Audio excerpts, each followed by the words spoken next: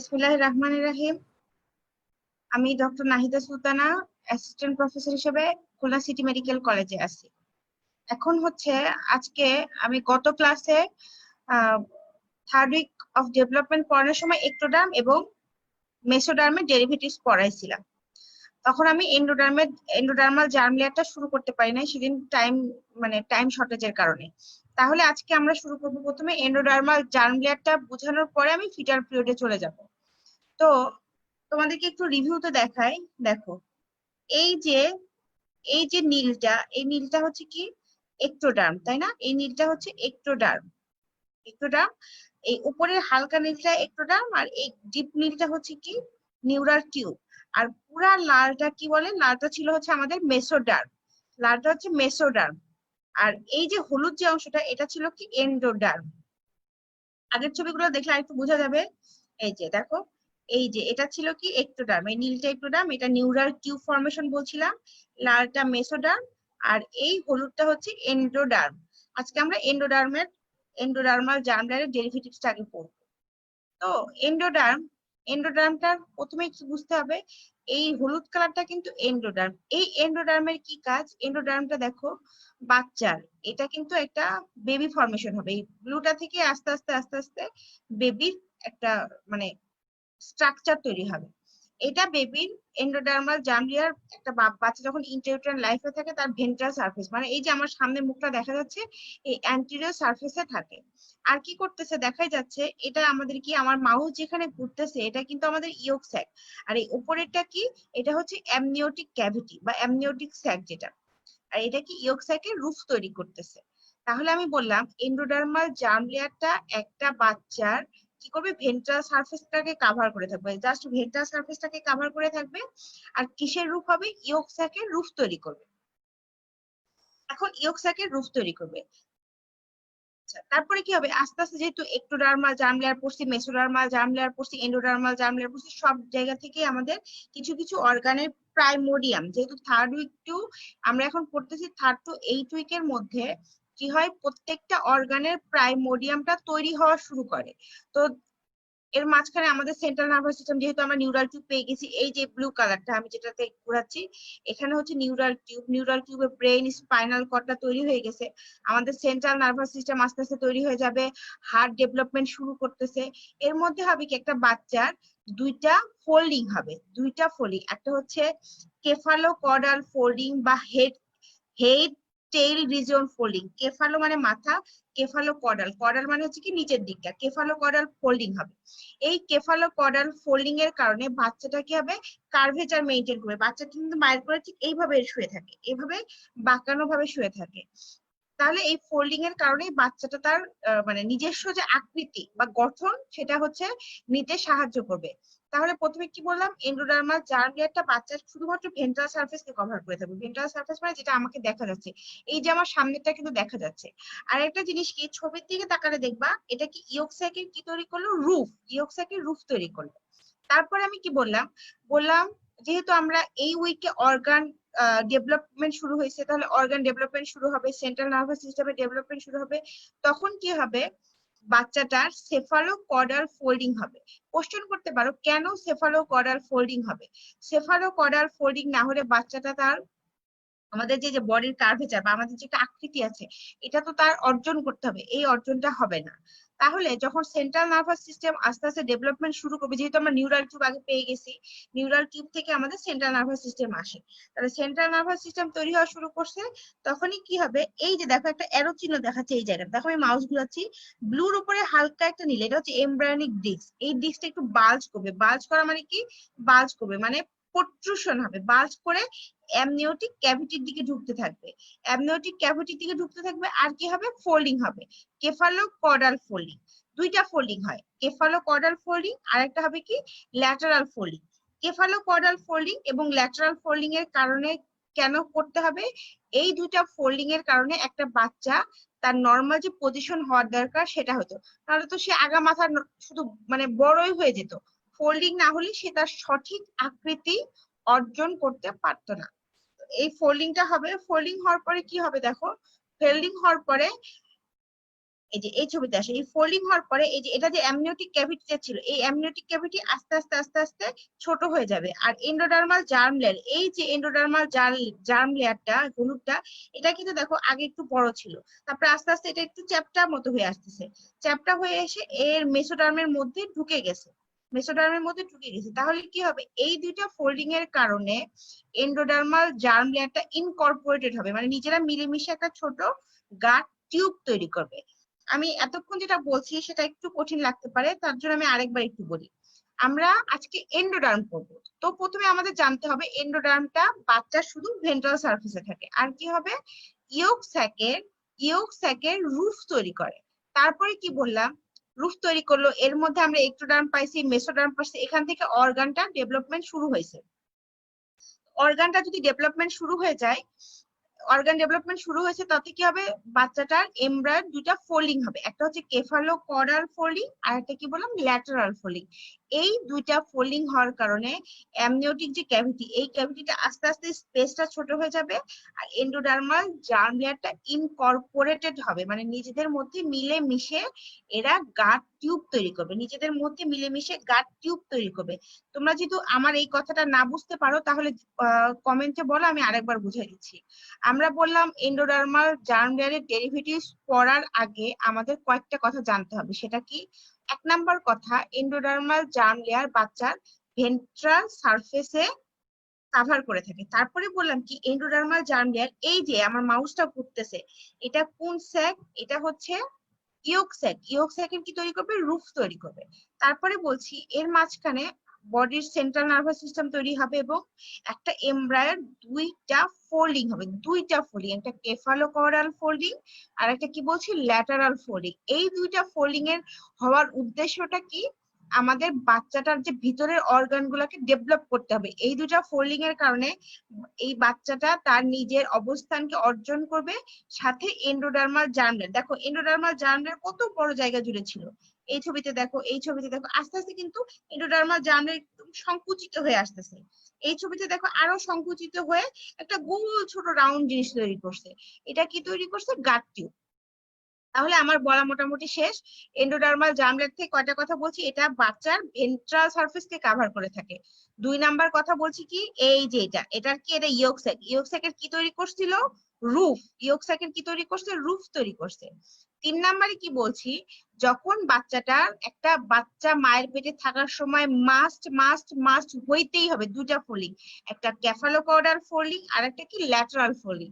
এই দুইটা ফোল্ডিং হওয়ার উদ্দেশ্যটা কি, এই দুটা ফোল্ডিং হলে আস্তে আস্তে অ্যামনিওটিক যে ক্যাভিটি সেটা আস্তে আস্তে চিকন হয়ে আসবে, আর এন্ডোডার্মাল জার্ম লেয়ার এরকম সংকুচিত হয়ে একটা ছোট জিনিস তৈরি করবে, সেটার নাম হচ্ছে কি গাট টিউব। এই হচ্ছে কথা, এই যে এটা হচ্ছে একটা গাট টিউব তৈরি করলো, এটাই উদ্দেশ্য ছিল। আচ্ছা, আরেকটা কথা, যেহেতু আমি মাত্রই বলছি এন্ডোডার্মাল জার্ম লেয়ার বাচ্চার ভেন্ট্রাল সারফেসে থাকে, তাহলে ল্যাটারাল ফোল্ডিং যদি কোনো বাচ্চার ঠিকঠাক মতো না হয়, তাহলে এই যে ভেন্ট্রাল, যেটা আমাদের এই যে থোরাক্সের মাসেল বা অ্যাবডোমেনের যে মাসেল গুলো আছে, এই যে এই ওয়ালটা একদম ক্লোজ হইতে পারবে না। ল্যাটারাল ফোল্ডিং যদি একটা বাচ্চার সঠিক মতো না হয়, তাহলে ভেন্ট্রাল বডি ওয়াল ক্লোজ হবে না, তখন ভেন্ট্রাল বডি ওয়াল ডিফেক্ট নামে একটা জিনিস হবে। তখন অনেকগুলো ক্লিনিক্যাল জিনিস আমরা পাবো, ওমফ্যালোসিল পাবো, গ্যাস্ট্রোকাইসিস পাবো, অ্যানেনকেফালি পাবো। এগুলো হচ্ছে বডি ওয়ালটা ক্লোজ না হলে, এগুলো আমরা পরে আসবো। এখন আমরা প্রথমে কি বললাম, এন্ডোডার্মাল জার্ম লেয়ার সম্পর্কে কয়েকটা কথা জানলাম, আমরা কিন্তু ডেরিভেটিভস এখনো পড়ি নাই। ফার্স্ট কথা জানলাম কি, এন্ডোডার্মাল জার্ম লেয়ারটা বাচ্চার কি করবে, সামনের সারফেস ভেন্ট্রাল সারফেসে থাকে। দুই নাম্বার কথা বললাম কি, এন্ডোডার্ম কিন্তু ইয়ক স্যাকে আছে, অ্যামনিওটিক ক্যাভিটিতে কিন্তু তোমরা কখনোই হলুদ কালারের জিনিস দেখোনি, এন্ডোডার্ম মানে হলুদ কালার। এটা কি করছে, ইয়ক স্যাকের রুফ তৈরি করছে। তারপরে বলছি কি, একটা বাচ্চা মায়ের পেটে থাকার সময় তার দুইটা ফোল্ডিং হয়, একটা ক্যাফালোকর্ডাল ফোল্ডিং আর একটা কি ল্যাটারাল ফোল্ডিং। তো এই দুটা ফোল্ডিং হওয়ার ফলে কি হবে, এন্ডোডার্মাল জার্ম লেয়ার নিজেদের মধ্যে ইনকর্পোরেটেড হবে, নিজেদের মধ্যে ইনকর্পোরেটেড হয়ে একটা ছোট গোল জিনিস তৈরি করবে, সেটার নাম হচ্ছে কি এই গাট টিউব। এই গাট টিউব, এর থেকে কি বোঝা গেল, এর থেকে বোঝা গেল এন্ডোডার্মাল জার্ম লেয়ারটা মেইনলি একটা বাচ্চার কি তৈরি করবে, গাট সিস্টেমটা তৈরি করবে। এর জন্য সে প্রথমে প্রাইমোডিয়াম গাট টিউব তৈরি করলো। তাহলে আমি যে এতক্ষণ কথাগুলো বললাম, এই কথা থেকে জাস্ট যে কয়টা কথা বলছি এই দুটা কথাই ভাইবাতে জিজ্ঞেস করে, রিটেনে এত ডিটেলসে আসে না। রিটেনে আন্ডার গ্রাজুয়েটে একটা কথাই আসে, write down the derivatives of endoderm, সেটা আমি একটু পরে পড়াবো। ভাইবাতে কি জিজ্ঞেস করতে পারে, এন্ডোডার্মাল জার্ম লেয়ারটা কোথায় থাকে বলবা, বাচ্চার ভেন্ট্রাল সারফেসকে কভার করে থাকে। 2 নাম্বার জিজ্ঞেস করতে পারে কি, এন্ডোডার্মাল জার্ম লেয়ার ইয়ক স্যাকের গায়ে লাগানো থাকে না অ্যামনিওটিক ক্যাভিটির গায়ে লাগানো থাকে? উত্তর হবে কি, ইয়ক স্যাকের গায়ে লাগানো থাকে। ইয়ক স্যাকের কি তৈরি করবে, রুফ তৈরি করবে। আমি কিন্তু দুটা কোশ্চেন বলছি, একটা এন্ডোডার্মাল জার্ম লেয়ার বাচ্চার ভেন্ট্রাল সারফেসকে কভার করে থাকে, 2 নাম্বার কথা বলেছি এন্ডোডার্মাল জার্ম লেয়ার কিসের রুফ তৈরি করবে, ইয়ক স্যাকের, অ্যামনিওটিক ক্যাভিটিতে থাকবে না। 3 নাম্বার কথা বলছি, একটা বেবি যদি মায়ের পেটে থাকে তখন কয়টা ফোল্ডিং হয়, দুইটা, একটা কেফালোকর্ডাল বা হেড টেল ফোল্ডিং আর একটা কি ল্যাটারাল ফোল্ডিং। এই ফোল্ডিং হওয়ার দরকার কি, এই ফোল্ডিং না হলে একটা বাচ্চা তার যে পজিশন সেটা অর্জন করতে পারবে না। আর এই ফোল্ডিং হওয়ার কারণে এন্ডোডার্মাল জার্ম লেয়ারটা লাস্টে গাট টিউব তৈরি করে।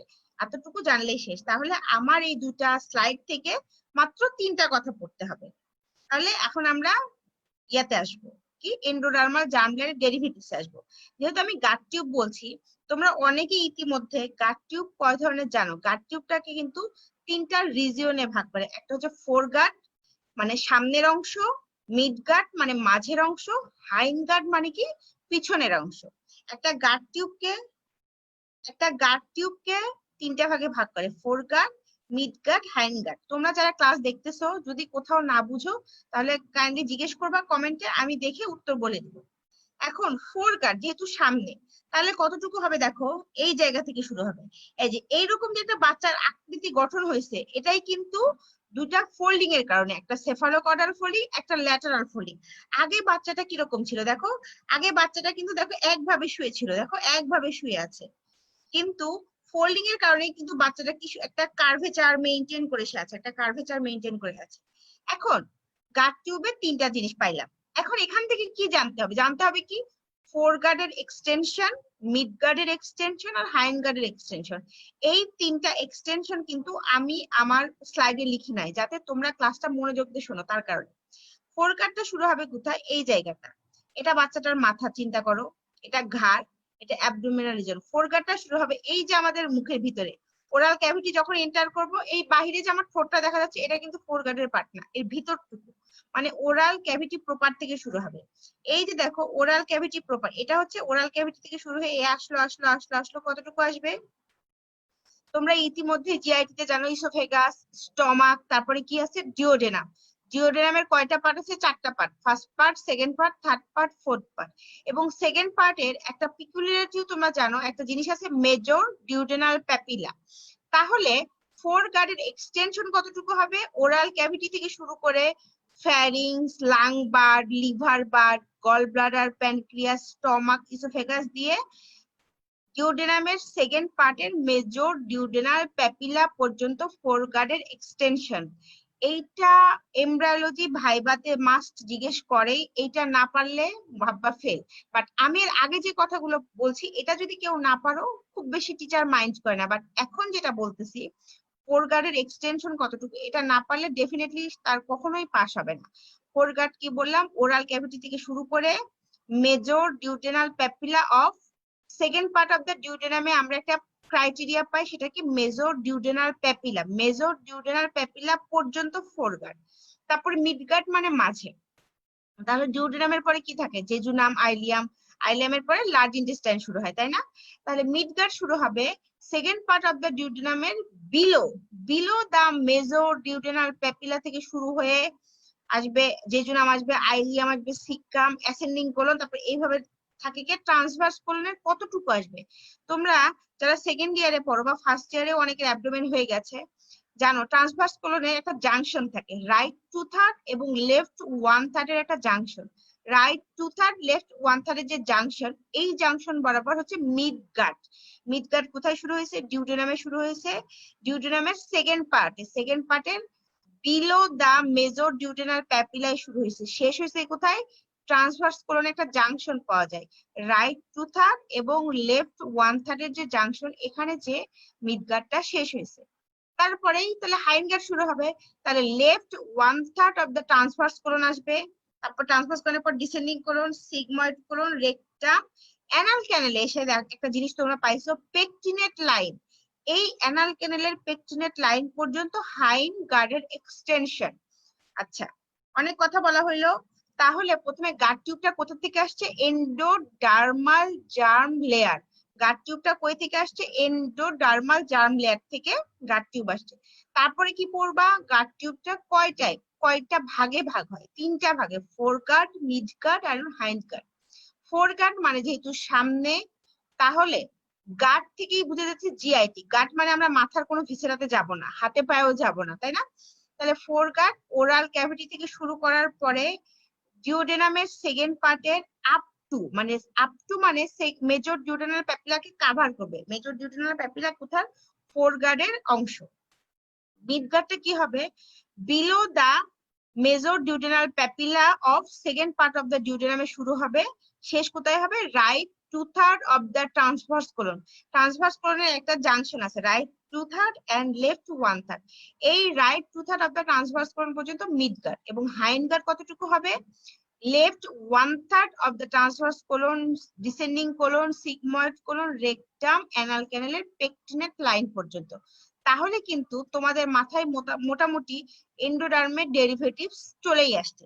এখন আমরা নেক্সট নাম্বার কোশ্চেনে যাব কি, যেটা রিটেনের জন্য ভেরি ভেরি ইম্পর্টেন্ট, সেটা হচ্ছে কি ডেরিভেটিভস অফ এন্ডোডার্ম। এখন আমি যে স্লাইডটা নোটটা করেছি, এই নোটটা দেখো, আমি এন্ডোডার্মের ডেরিভেটিভসটা ঠিক এভাবেই লিখছি, from the fore gut, from the mid gut, from the hind gut. এখন তোমাদেরকে আমি বলি, আমি কখনোই বলবো না যে আমার এটাই পড়তে হবে। আমি এটা নিয়েছি দত্তের এমব্রায়োলজি বই থেকে, বাট ল্যাংম্যানের এমব্রায়োলজি বইয়ে একটু ছোট করে দেওয়া আছে। তোমরা যেটা থেকেই পড়ো, দত্ত পড়ো বা ল্যাংম্যান পড়ো, কোনো সমস্যা নাই, তোমার কনসেপ্টটা ঠিক রাখলেই হবে। এন্ডোডার্মের ডেরিভেটিভস এর মধ্যে মাথার কোনো কিছু আনবা না, তাইলেই হয়ে গেল। তাহলে ফোর গার্ড থেকে কি আসবে? আমি একটু আগেই বলছি, ফোর গার্ডটা ওরাল ক্যাভিটি থেকে শুরু করে ফ্যারিংস, লাংস, লিভার, প্যানক্রিয়াস আসবে, তাই না? স্টমাক, ইসোফেগাস, ডিউডেনাম পর্যন্ত আসবে। তাহলে দেখো ফোর গার্ড থেকে কি কি আসতেছে? Epithelial lining of respiratory tract. Respiratory ট্র্যাক্টে জাস্ট এপিথেলিয়াল লাইনিংটা আসবে। তার মানে এপিথেলিয়াল লাইনিং অফ রেসপিরেটরি ট্র্যাক্টটা কি বলো? তোমরা অলরেডি পড়ে ফেলেছো, বলতে পারবা কেউ? কন্ডাকটিভ জোন এবং রেসপিরেটরি জোন। কন্ডাকটিভ জোনে সিউডোস্ট্যাটিফাইড সিলেটেড কলামনার এপিথেলিয়াম, আর রেসপিরেটরি জোনে লাইনিং এপিথেলিয়াম কি? Simple squamous epithelium. তাহলে এই লাইনিং এপিথেলিয়ামটা কিন্তু এন্ডোডার্ম থেকে আসতেছে। তাহলে ফোর গার্ড থেকে আসবে কি? Lining epithelium of respiratory tract. তারপরে কি আসবে? Thyroid, parathyroid gland. এই যে থাইরয়েড গ্ল্যান্ড আমাদের গলার এখানে থাকে, যেহেতু আমাদের ফোর গার্ড, গলার এখানে থাকে। থাইরয়েড, প্যারাথাইরয়েড গ্ল্যান্ড, লিভার এবং প্যানক্রিয়াসের প্যারেনকাইমা আসবে। তোমরা হিস্টোলজি অলরেডি পড়ে ফেলেছো, জানো একটা গ্ল্যান্ডের দুইটা অংশ থাকে, একটা থাকে প্যারেনকাইমা, একটা থাকবে স্ট্রমা। প্যারেনকাইমা কি জিনিস? প্যারেনকাইমা হচ্ছে একটা অর্গানের মেইন ফাংশনিং, যে একটা অর্গানের মেইন যে কাজ করবে। থাইরয়েডের কাজটা কি? থাইরয়েড হরমোন রিলিজ করা, তাই না? এই যে মেইন কাজটা কি করবে? প্যারেনকাইমা করবে। তাহলে parenchyma of the thyroid, parathyroid, liver, pancreas আসবে। আচ্ছা, টনসিল এবং থাইরয়েডের কি, থাইমাসের কি আসবে? স্ট্রমা আসবে। স্ট্রমা মানে কানেকটিভ টিস্যু। তারপরে দেখো epithelial lining of the tympanic cavity এবং কি? Auditory tube. Epithelial lining of the tympanic cavity এবং অডিটরি টিউব। তারপরে epithelial lining of oesophagus, stomach, duodenum up to ampulla of Vater. Ampulla of Vater যেটা কিনা major duodenal প্যাপিলাতে একটা একটা ampulla of ভ্যাটার থাকে। সেটা তোমরা হয়তো যারা পড়ছো তারা মনে করতে পারো main pancreatic duct.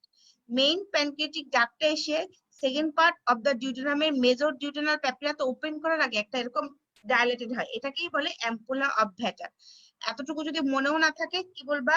Second part of the ডিউডেনামের মেজর ডিউডেনাল প্যাপিলা পর্যন্ত ফোর গার্ড। তাহলে রেসপিরেটরি ট্র্যাক্টের লাইনিং এপিথেলিয়াম আসলো। লাইনিং এপিথেলিয়াম আসলো কার কার? স্টমাক, সরি ইসোফেগাস, স্টমাক, ডিউডেনামের মেজর ডিউডেনাল প্যাপিলা পর্যন্ত। কার কার প্যারেনকাইমা আসলো? Thyroid, parathyroid, liver, pancreas. আর টনসিল এবং থাইমাসের কি আসলো? স্ট্রমা। স্ট্রমা মানে কি? Connective tissue. আর টিম্প্যানিক ক্যাভিটি এবং অডিটরি টিউবের এপিথেলিয়াল লাইনিংটা আসলো। আচ্ছা, এরপরে মিড গার্ড। মিড গার্ডটা কোথায় শুরু হবে দেখো, extending from duodenum distal to the ampulla of Vater up to junction of the right 2/3 এবং left 1/3 of the transverse colon. তোমরা অ্যাম্পুল অফ ভ্যাটার যদি কারো এখন মনে না থাকে তাহলে আমি বলতেছি, অ্যাম্পুল অফ ভ্যাটারটা আলটিমেটলি কোথায় ওপেন করবে? মেজর ডিউডেনাম প্যাপিলাতেই ওপেন করবে। মেইন প্যানক্রিয়াটিক ডাক্টে এসে সেকেন্ড পার্ট অফ দ্য ডিউডেনামে ওপেন করার আগে একটু ডাইলেটেশন হয়, এটাই হচ্ছে অ্যাম্পুল অফ ভ্যাটার। আরেকটা জিনিস কি? মিকেলস ডাইভার্টিকুলাম। মিকেলস ডাইভার্টিকুলাম, তোমরা যারা আইলিওসিকাল জাংশন থেকে একটা এক্সটেনশন বের হয়, আইলিওসিকাল জাংশন থেকে একটা এক্সটেনশন বের হয়, এটা পরে ডিসঅ্যাপিয়ার করে যায়। যদি এই এক্সটেনশন না থাকে, যদি পারসিস্ট করে কোনো বডিতে, তাকে বলে মিকেলস ডাইভার্টিকুলাম। এর জন্যই কিন্তু আমি মিকেলস ডাইভার্টিকুলাম লিখেছি। তাহলে মিডগার্ডটার যতটুকু তোমার এক্সটেনশন, যতটুকু এক্সটেনশন মানে সেকেন্ড পার্ট অফ দ্য ডিউডেনামের below the major duodenal papilla বা অ্যাম্পুলা ভ্যাটারের নিচ থেকে right 2/3 of the transverse colon যতটুকু আসে এক্সটেনশন, ঠিক ততটুকু লাইনিং এপিথেলিয়ামই মিডগার্ড থেকে ডেভেলপ করে। তাহলে বিষয়টা কি ক্লিয়ার? যদি তোমরা ক্লিয়ার না হও বলো, আমি আরেকবার বুঝাই দিব। আর দেখো হাইন্ডগার্ড থেকে কি আসবে? এই যে left 1/3 of the transverse colon থেকে মিউকোকিউটেনিয়াস জাংশন, যেটার আরেকটা নাম কি? Pectinate line. মিউকোকিউটেনিয়াস জাংশন বা pectinate line of the anal ক্যানালটা কোথা থেকে আসবে? হাইন্ডগার্ড থেকে আসবে। তারপরে কি আসবে?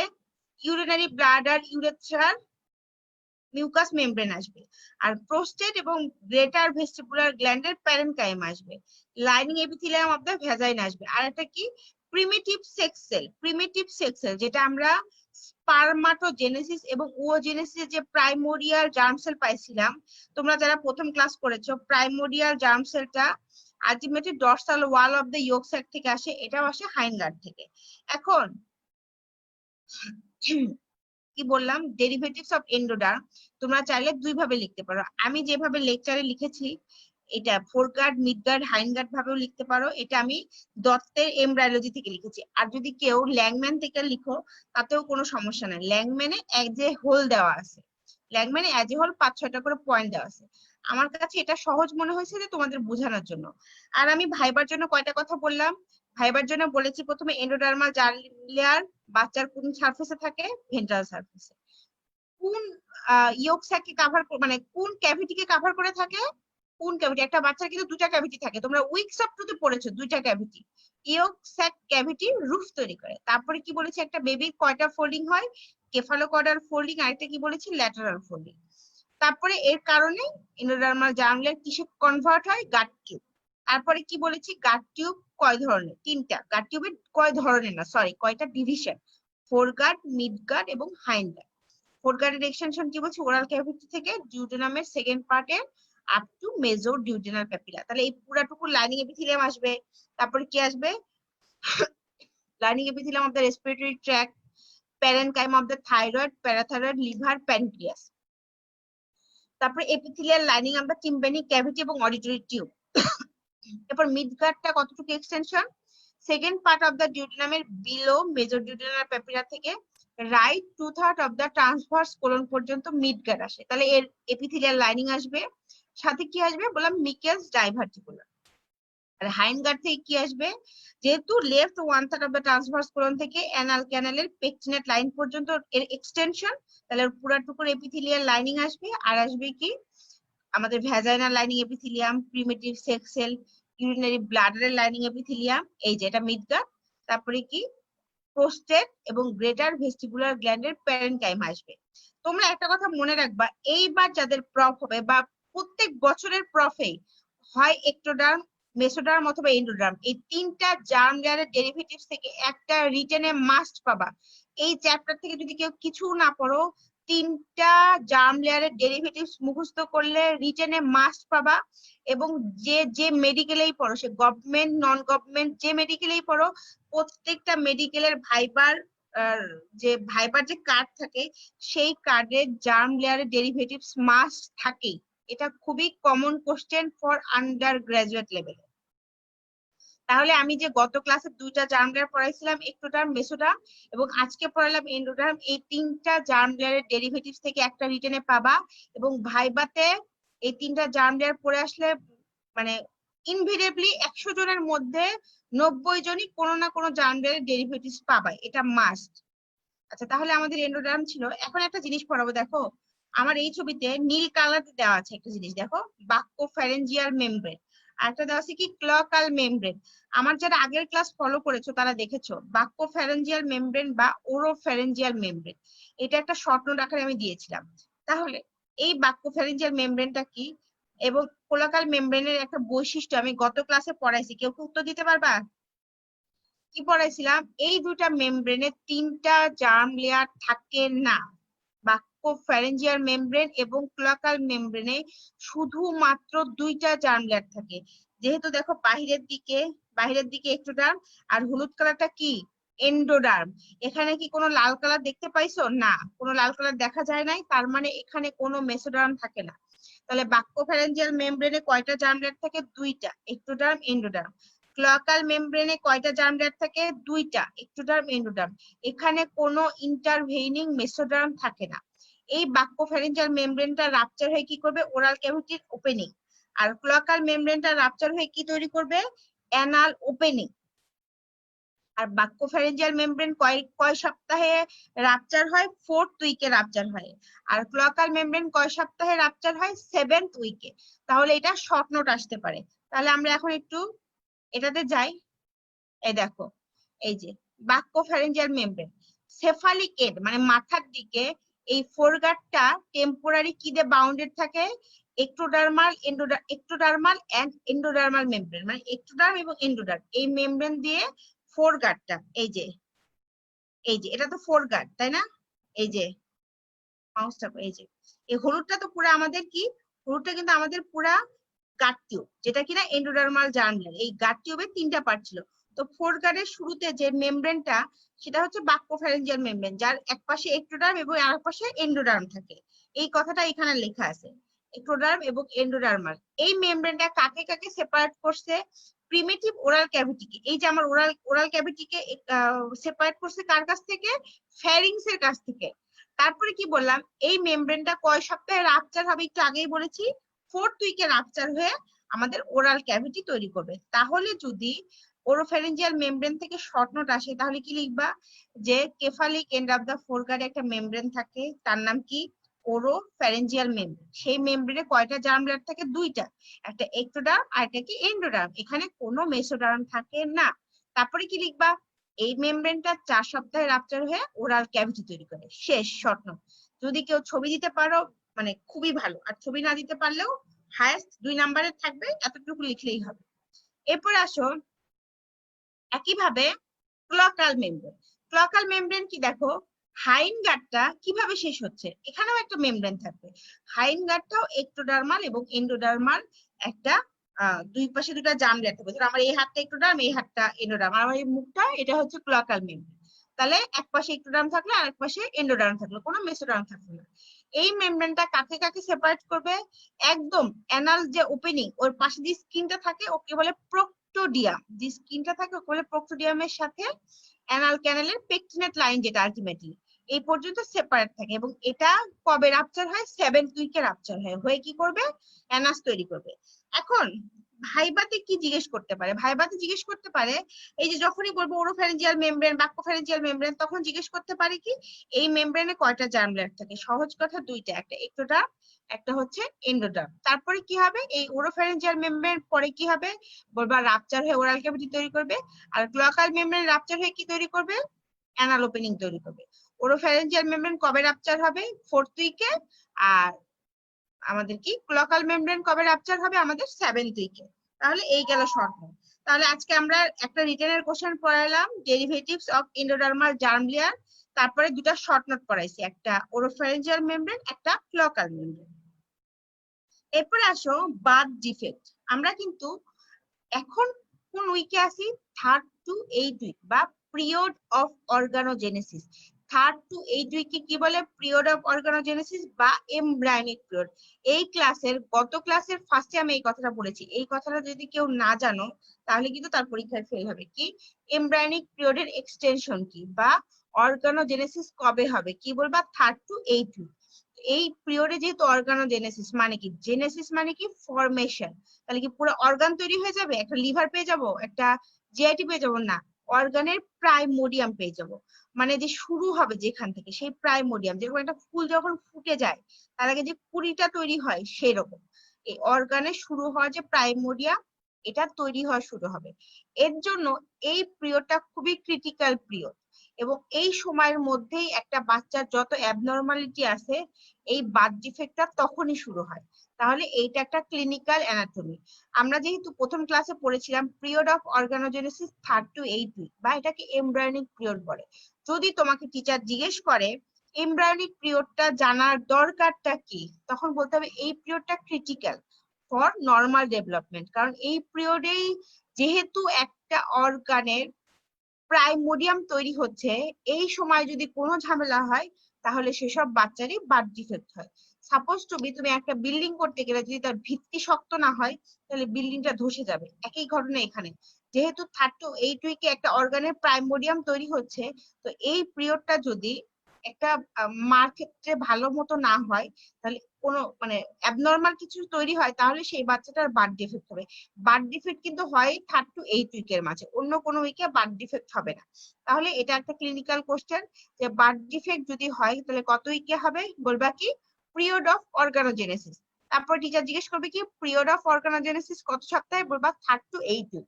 এটা হচ্ছে একটা ভাইবাতে একটা একটা ট্রিক বলা যায়, যে তুমি তোমার টিচারকে কতটুকু কোশ্চেন ইনভাইট করতেছো।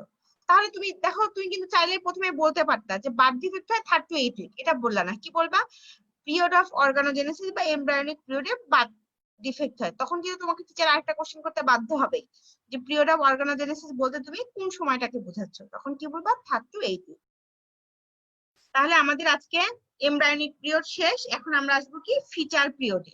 ফিটাল পিরিয়ড আমাদের 3rd to 8th উইক পড়া শেষ। ফিটাল পিরিয়ডটাকে এক্সটেনশন কি, তাহলে 8th উইক তো শেষ, তাহলে 9 উইক থেকে শুরু করে বাচ্চার জন্ম পর্যন্তকে বলে ফিটাল পিরিয়ড। ফিটাল পিরিয়ড কি বলে, 9 উইক থেকে বাচ্চার জন্ম পর্যন্ত। এই উইকসে কি কি ঘটনা ঘটবে, এমব্রায়োনিক পিরিয়ডে একটা অর্গানের প্রাইমোডিয়াম তৈরি হয়ে গেছিল, তাহলে এই উইকে কি হবে, অর্গানটা বড় হবে, অর্গানটা ম্যাচুরেশন হবে, তার মানে সমস্ত আকৃতি সে এই সময়ে পাবে। তাহলে ফিটাল পিরিয়ডটার এক্সটেনশন কতটুকু, 9 উইক থেকে 12। এই উইকে কি হবে, একটা অর্গানের গ্রোথ, ডেভেলপমেন্ট, ম্যাচুরেশন, তিনটা গ্রোথ, ডেভেলপমেন্ট এন্ড ম্যাচুরেশন হবে। এই সময় কি কোনো অর্গানের প্রাইমোডিয়াম তৈরি হবে, কেউ উত্তর দিতে পারবা?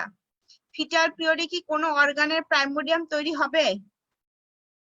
কেউ কোনো উত্তর দিচ্ছ না, নাকি আমার আসে নাই কমেন্টে? যাই হোক, এই সময়ে কোনো অর্গানের প্রাইমোডিয়াম তৈরি হবে না। ফিটাল পিরিয়ড মানেই হচ্ছে এই সময়টা একটা অর্গানের গ্রোথ, ডেভেলপমেন্ট আর কি maturation, growth, development and maturation হবে।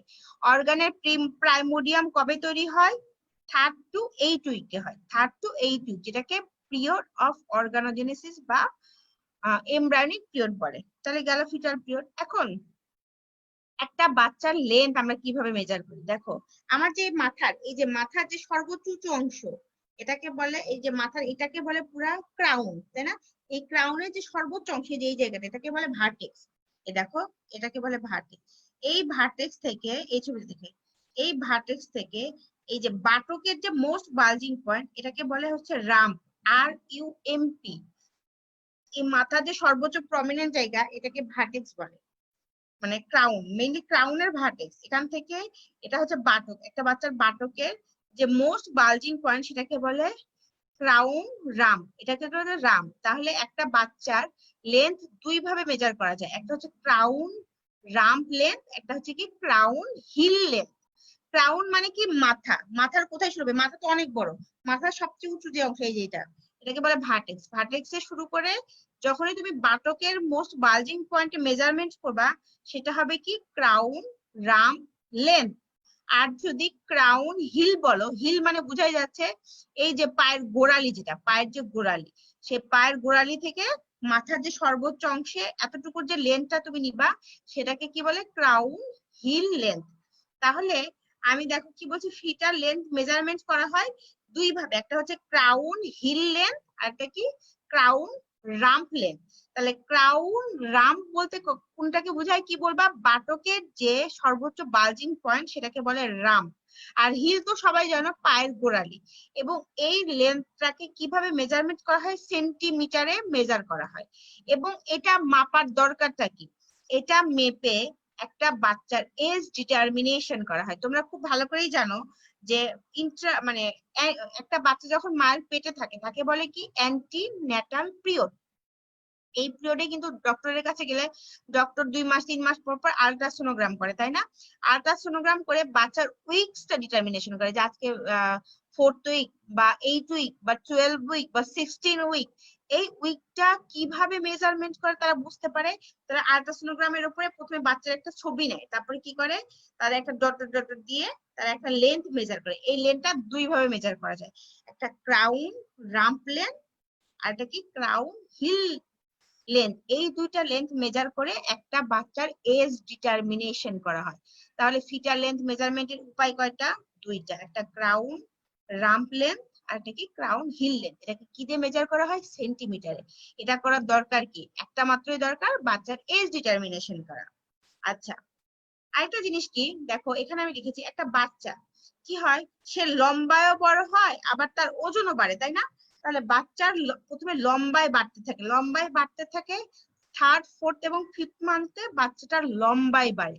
আর গ্রোথ কখন বাড়ে, ওয়েটটা বাড়ে কখন, মানে জাস্ট লাস্টের 2 মাস আগ থেকে বাচ্চার ওয়েট বৃদ্ধি হয়। তার মানে কি, বাচ্চা হওয়ার জাস্ট 2 মাস আগে তার ওয়েটটা বড় হয় আর তার আগ পর্যন্ত বাচ্চাটা লম্বায় বাড়ে।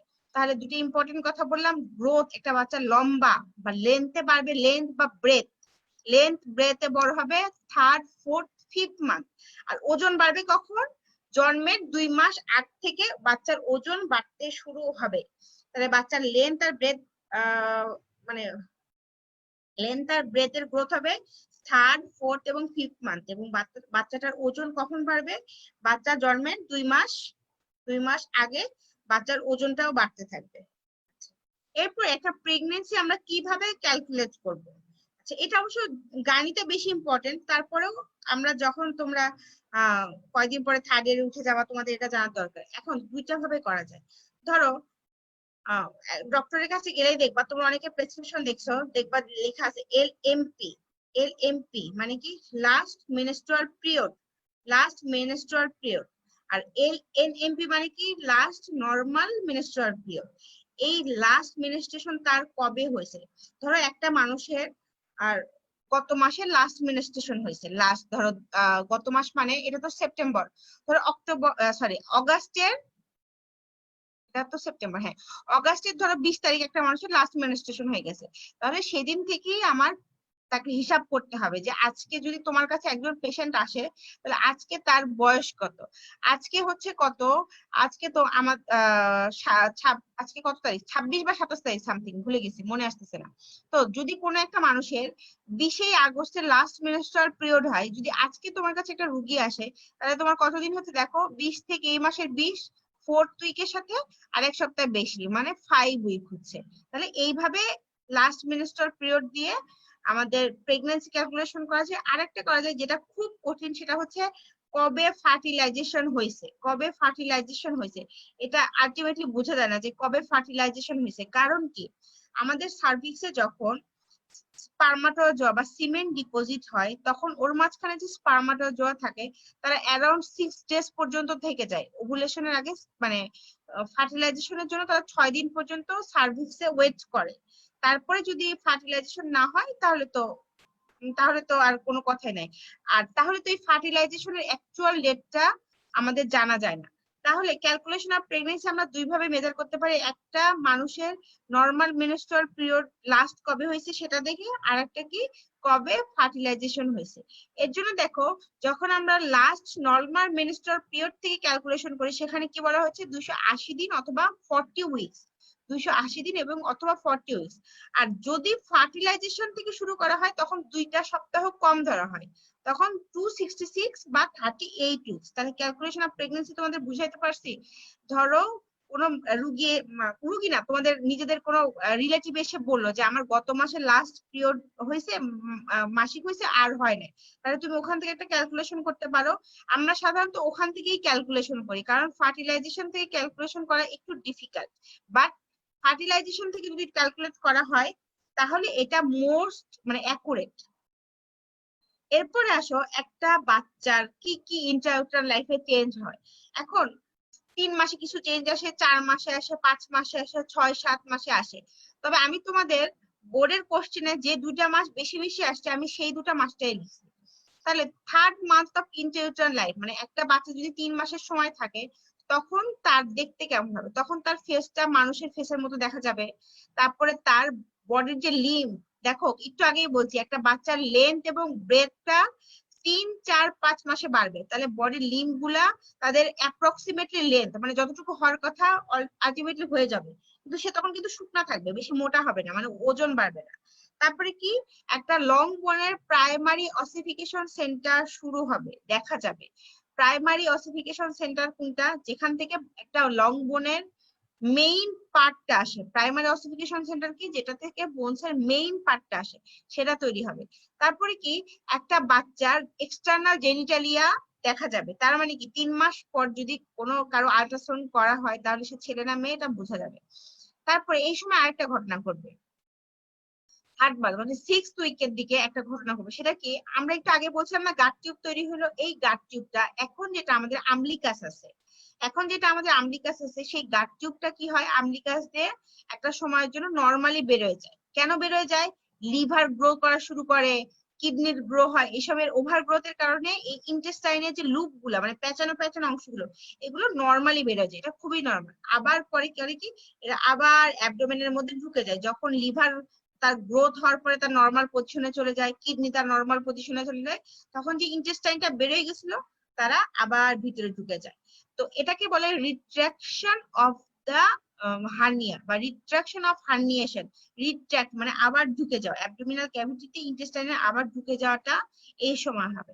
তারপরে কি হবে, at the end of the 3rd মান্থে একটা বাচ্চার মাসকুলার অ্যাক্টিভিটিটা তৈরি হয়ে যাবে। তাহলে 3rd মান্থের শেষের দিকে যদি তুমি কোনো আল্ট্রাসাউন্ড করতে যাও কি দেখতে পাবা, বাচ্চার ফেসটা মানুষের মতো হলো, তার লিম্বের গ্রোথটা মোটামুটি হয়ে গেছে। তারপরে বোনসের primary ossification centre. Primary ossification centre কিভাবে বুঝবো, ওখানে কি লেখা আছে প্রাইমারি অসিফিকেশন সেন্টার? না, প্রাইমারি অসিফিকেশন সেন্টার হচ্ছে সেই সেন্টার যেখান থেকে বোনসের মেইন পার্ট মানে শ্যাফট, একটা বোনসের কিন্তু 2টা থাকে, একটা এন্ড থাকে একটা শ্যাফট থাকে। এই যে ধরো আমার যে এই যে বোনসটা হাতে এখানে রেডিয়াস আলনা আছে, এখানে একটা এন্ড এখানে একটা এন্ড, আর এই পুরোটা শ্যাফট, এই শ্যাফটটাতে হচ্ছে বোনসের মেইন পার্ট, এটা তৈরি হওয়া দেখবা। তারপরে দেখবা কি তুমি জেনিটালিয়া ছেলে না মেয়ে বুঝতে পারবা। তারপরে এই সময় তুমি কোনো যে অ্যাবডোমিনের বাইরে কোনো ইন্টেস্টাইনের যে লুপ এটা দেখতে পারবে না, তার মানে এটা ভিতরে ঢুকে গেছে। আর মাসেলের অ্যাক্টিভিটি মানে বাচ্চা যে নড়াচড়া মানে হাত পা নড়াচ্ছে এটা বোঝা যাবে। আচ্ছা, তাহলে change of the 3rd month of internal life এটা রিটেনে আসছে। এরপরে 4 থেকে 5 মান্থের দিকে কি হবে, এই সময় বাচ্চার লেন্থটা আরো বাড়তে থাকবে, আস্তে আস্তে ওয়েট বাড়াও শুরু হবে। তারপরে কি ক্রাউন রাম্প লেন্থ মানে কি, এই বাচ্চার যে ভার্টেক্স থেকে এই যে দেখো মায়ের হাতের কাছে এই জায়গাটা ধরো অ্যাপ্রক্সিমেটলি বাটকের মেইন জায়গা হবে, এই পর্যন্ত যে লেন্থটা সেটা হবে কত 15 সেন্টিমিটার। তারপরে বাচ্চার শরীরে কিছু চিকন চিকন হেয়ার দেখা যাবে, দেখো এই যে আইব্রোতে হেয়ার দেখা যায়, পুরো শরীরে কিছু কিছু হেয়ার দেখা যাবে, এটাকে বলে ল্যাঙ্গু হেয়ার, এই হেয়ারটা দেখা যাবে। তারপরে 5th মান্থের শেষের দিকে মা বুঝতে পারবে যে বাচ্চা নড়াচড়া করে, এটা হবে কি পেটের মধ্যে এরকম একটা ধক ধক ধক ধক শব্দ হবে, এটাতেই বাচ্চা বুঝবে। 3rd মান্থের শেষের দিকে কিন্তু মা বাচ্চার মুভমেন্ট বুঝতে পারবে না, এটা খুব ইম্পর্টেন্ট কথা। একটা মা কখন বাচ্চার মুভমেন্ট জিজ্ঞেস করবে। এখন কথা হচ্ছে এটা কিন্তু তোমাদের জন্য একটু ইন্টারেস্টিং মনে হওয়ার কথা, তোমাদের বাসায় বড় ভাই বোন চাচিরা, সরি ভাই না, বোন চাচি খালা অনেকেই প্রেগনেন্ট হয়, তারা তোমাদের কাছে অনেক সময় জিজ্ঞেস করতে পারে যে আমি তো বাচ্চার নড়াচড়া বুঝতেছি না, কয় মাসে বুঝতে পারবো। তোমরা যদি এই ক্লাসটা ঠিক মতো করো তাহলে তাদের উত্তর দিতে পারবা 5 মাসের শেষের দিকে বা 4-5-20 20 সপ্তাহের পরে, 22 সপ্তাহের 20 থেকে 22 সপ্তাহের মাঝখানে মা বা পেটের কাছে এরকম একটা মানে এরকম ধরো এরকম ট্যাপিং, এরকম ট্যাপিং একটা মানে ফিলিংস অনুভব করে, এটাই কিন্তু বাচ্চার মুভমেন্ট। তারপরে আর কি কি হবে, এই সময় বাচ্চার লেন্থ বাড়বে, ওয়েটটা বাড়া শুরু হবে, কিছু ল্যাঙ্গো হেয়ার দেখা যায়, ল্যাঙ্গো হেয়ার দেখা যায়। আর ক্রাউন রাম্প লেন্থটা কত হবে, 15 মিলিমিটার। আরেকটা জিনিস, তোমরা ল্যাংম্যান বা দত্ত যে বই পড়ো একটা জিনিস পাবা, দেখো বাচ্চা হওয়ার পরে অনেকেই দেখছো, এই দেখো বাচ্চাটার গায়ে কেমন সাদা সাদা জিনিস দেখা যাচ্ছে। এটা যারা হওয়া বাচ্চা দেখছো, অনেকেই দেখছো, এই সাদা সাদা জিনিসটার নাম কি? এটার নাম হচ্ছে কি, ভার্নিক্স ক্যাজিওসা। এটা জিজ্ঞেস করে, এটার আজকে আমি স্লাইডে লিখি নাই, কি ভার্নিক্স ক্যাজিওসা। একটা বাচ্চা জন্মের পরে একটা সিক্রেশন আসে। এই সিক্রেশনটা দেখো, এই যে সাদা সাদা, এটা কিন্তু দেখবা বাচ্চা হওয়ার পরে সবাই পরিষ্কার করে দেয়, কটন দিয়ে পরিষ্কার করে দেয়। এটার নাম কি, একটা হোয়াইটিশ একটা আবরণের মতো থাকে, এটার নাম হচ্ছে ভার্নিক্স ক্যাজিওসা। কি ভার্নিক্স ক্যাজিওসা। আচ্ছা, তাহলে আমরা চেঞ্জেস অফ 3rd মান্থ পড়লাম, তারপর changes of 4th to 5th month পড়লাম। এরপরে আসো ফিটাল মেমব্রেন। ফিটাল মেমব্রেন এটা রিটেনের জন্য খুব important. Fetal membrane, fetal membrane কি জিনিস? ফিটাল মানে বাচ্চা, যার চারিপাশে মেমব্রেন থাকে, তাই না? সেটাই হচ্ছে ফিটাল মেমব্রেন।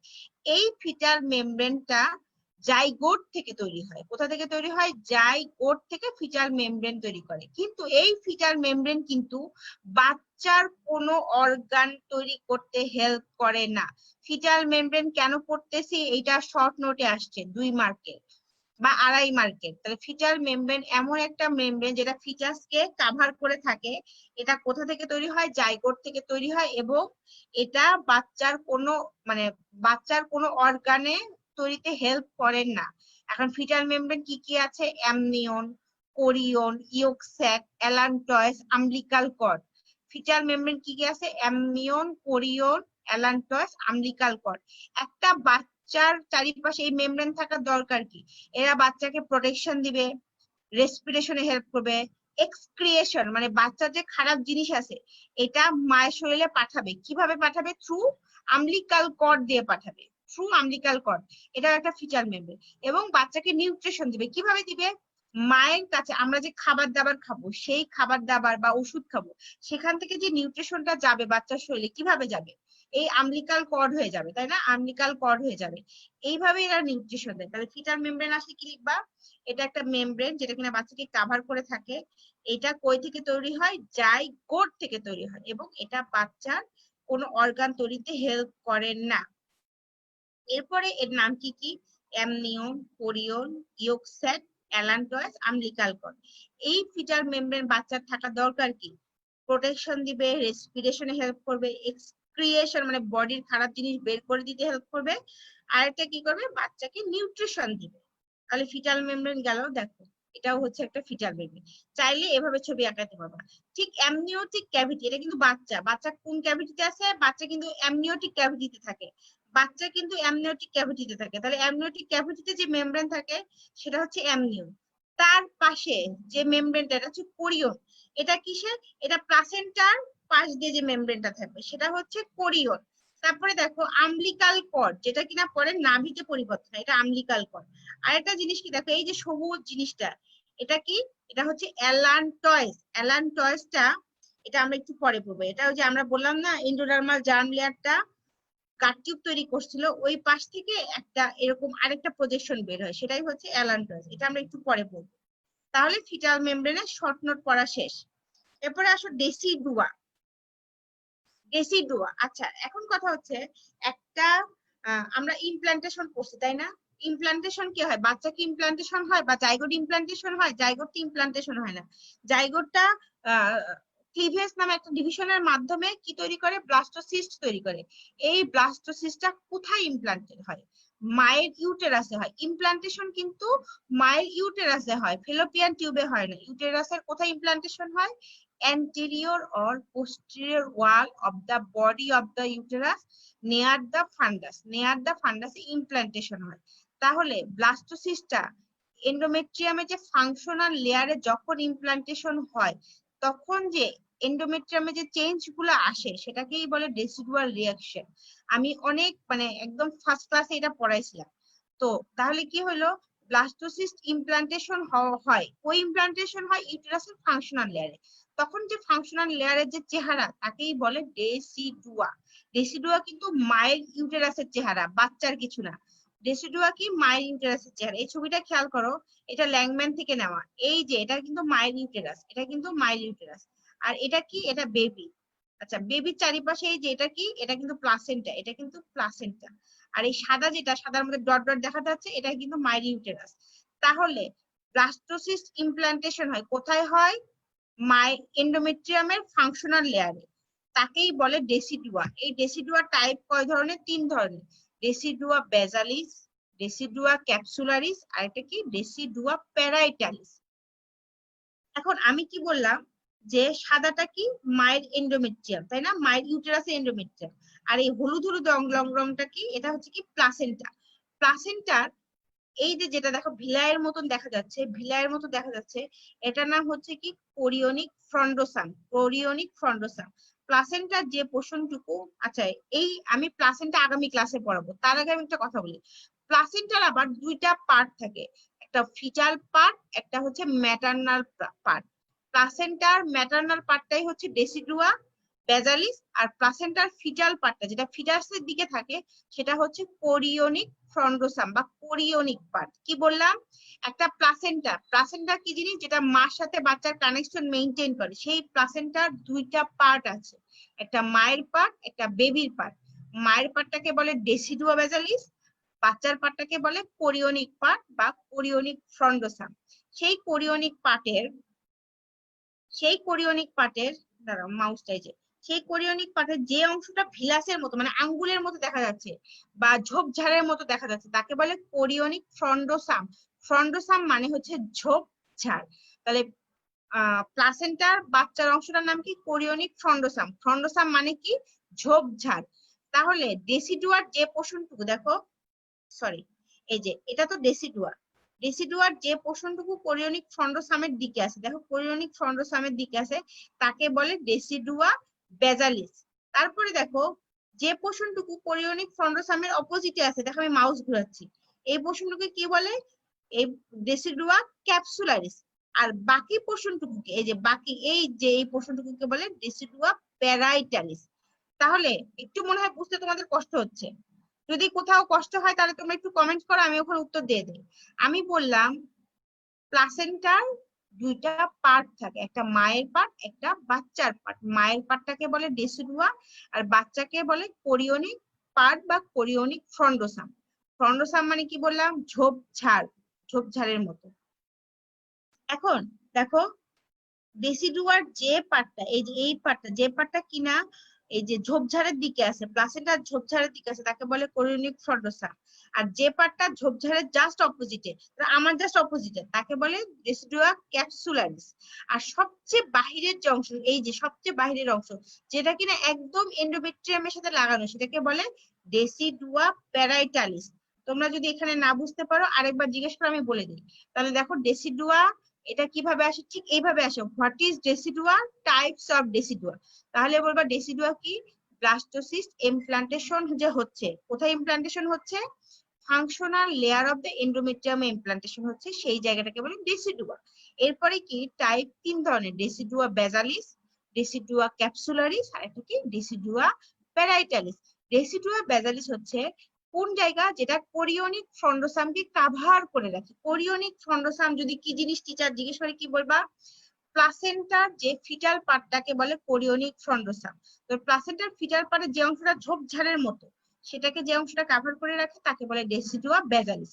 এরা কম্পোস্ট অফ মানে এরা অনেকগুলো সেল দিয়ে গঠিত হয় যারা কিনা লিপিড এবং গ্লাইকোজেনটাকে সিক্রেট করে। আর যেটা ফ্রন্ডোসামের অপোজিট দিকে থাকে, যেখানে কোনো ঝোপঝাড় নাই, সেই পোর্শনটুকুকে যে ডেসিডুয়া কাভার করে থাকে তাকে বলে ক্যাপসুলারিস। আর একদম যে বাহিরের লেয়ার, যেটা কিনা মায়ের এন্ডোমেট্রিয়ামের জাস্ট গায়ের সাথে লাগানো থাকে, তাকে বলে কি? ডেসিডুয়া প্যারাইটালিস। তাহলে এটা একটা রিটেনের কোশ্চেন। আজকে কিন্তু অনেকগুলো রিটেনের কোশ্চেন বলা হলো, তাই না?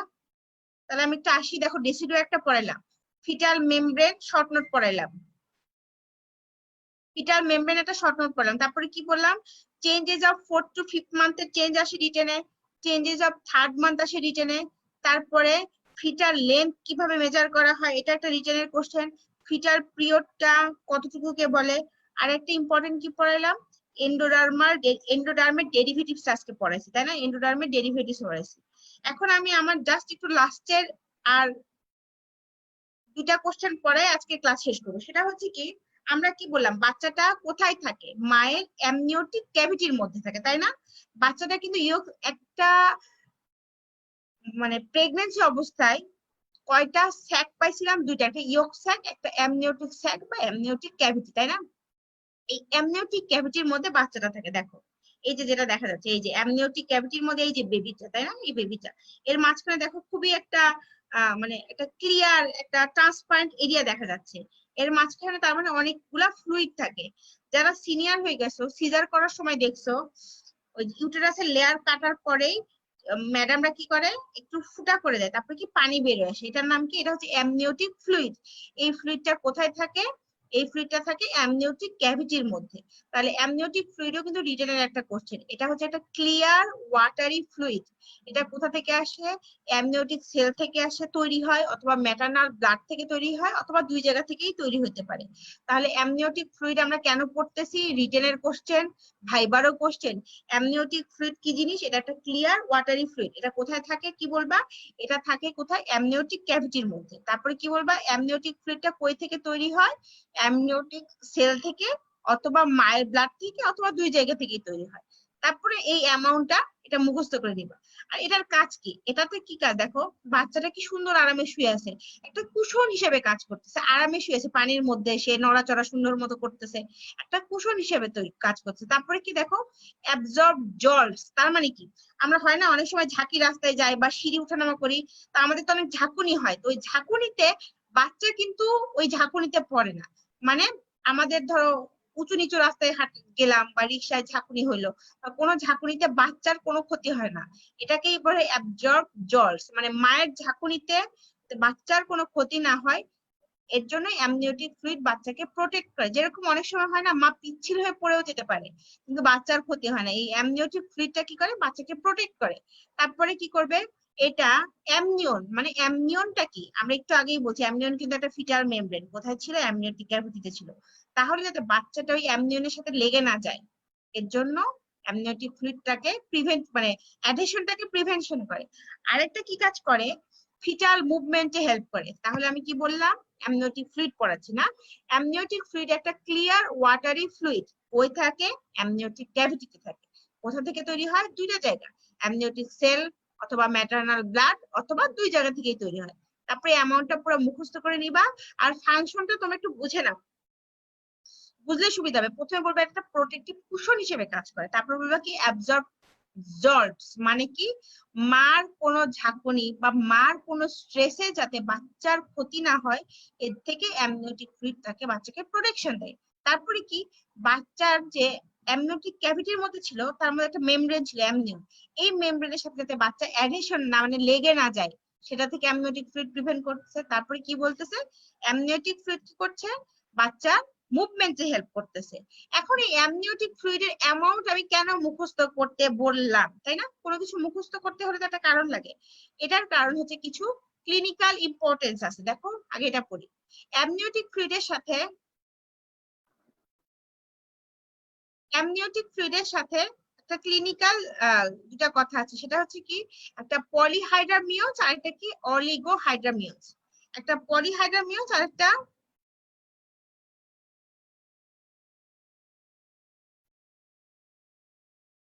পলিহাইড্রামিওজ আর একটা হচ্ছে অলিগোহাইড্রামিওজ। পলি মানে হচ্ছে বেশি, হাইড্রামিওজ, পলি মানে বেশি। যখন অ্যামনিওটিক ফ্লুইড আমাদের নর্মালি 1500 থেকে 2000-এর যদি মতো হয়, দেখো এখানে কিন্তু আমি তোমাদেরকে অ্যামনিওটিক ফ্লুইডের নর্মাল লেভেলটা পড়তে বলেছি। তার মানে আলটিমেটলি 37 সপ্তাহে 1000 অ্যামাউন্টের মধ্যে থাকতে পারে, 800 থেকে 1000। এর থেকে বেশি যদি অ্যামনিওটিক ফ্লুইড ওই অ্যামনিওটিক ক্যাভিটিতে থাকে, তাকে বলে পলিহাইড্রামিওজ। আর যদি এর থেকে কম থাকে তাকে বলে কি অলিগো। অলিগো মানে কম। যদি 400 ml এর কম থাকে তাহলে অলিগোহাইড্রামিওজ বলে। অ্যামনিওটিক ফ্লুইডের অ্যামাউন্ট জানার কারণ কি? কোনো কারণ ছাড়া আমরা কোনো কিছুই করি না।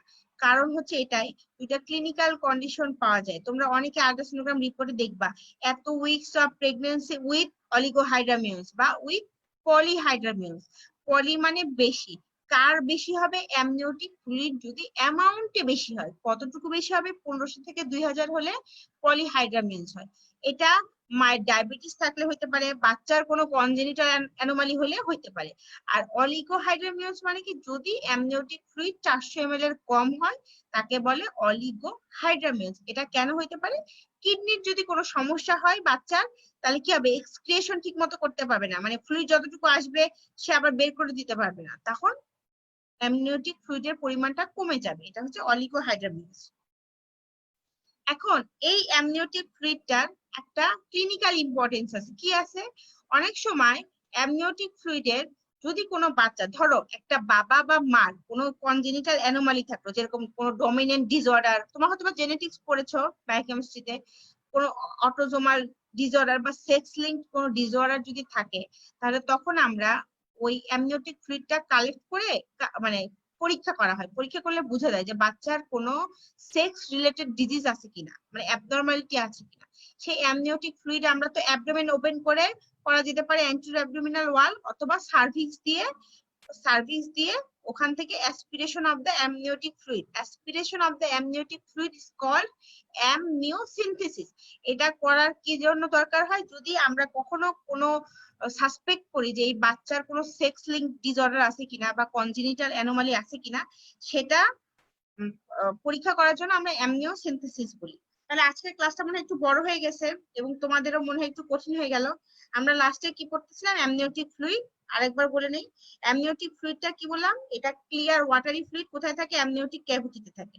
আর এটা কই থেকে তৈরি হয়? অ্যামনিওটিক সেল অথবা ম্যাটার্নাল ব্লাড, অথবা দুটা থেকে। তারপরে কাজটা বলছি। আর দুটা ক্লিনিক্যাল অ্যানাটমি বললাম, একটা বললাম পলিহাইড্রামিউলস আর একটা বললাম অলিগোহাইড্রামিউলস। পলি মানে যদি অ্যামনিওটিক ফ্লুইডের অ্যামাউন্ট 1500 থেকে 2000 ml এর বেশি হয়ে যায় তাকে বলে পলিহাইড্রামিউলস, আর অলিগোহাইড্রামিউলস যদি 400 ml এর কম হয়। তারপরে কজ বললাম। আর ক্লিনিক্যাল ইম্পর্টেন্স কি বললাম? যদি কোনো দরকার হয় তখন আমরা অ্যামনিওটিক ফ্লুইডটা কালেক্ট করি, অ্যাসপিরেট করি, মানে নিয়ে আসি। এটাকে বলে অ্যামনিওসিনথেসিস। এটা দুইটা পথে করা যায়, একটা সার্ভিক্স দিয়ে, একটা অ্যান্টেরিয়র অ্যাবডোমিনাল ওয়াল। এবং এটা কি আমরা সব বাচ্চার ক্ষেত্রে করব? না, আমরা সব বাচ্চার ক্ষেত্রে অ্যামনিওসিনথেসিস করব না। যদি কেউ কোনো ডক্টর সন্দেহ করে যে বাচ্চার কোনো সেক্স লিঙ্ক ডিজিজ আছে কিনা, তখন আমরা এই অ্যামনিওটিক ফ্লুইডটা কি করি? তখন আমরা এই অ্যামনিওটিক ফ্লুইডটা আমরা কালেক্ট করি। তাহলে আজকের মতো ক্লাসটা এখানেই শেষ। ইনশাআল্লাহ আগামী দিন দেখা হবে। সে পর্যন্ত সবাই ভালো থাকো, সুস্থ থাকো। আল্লাহ হাফেজ।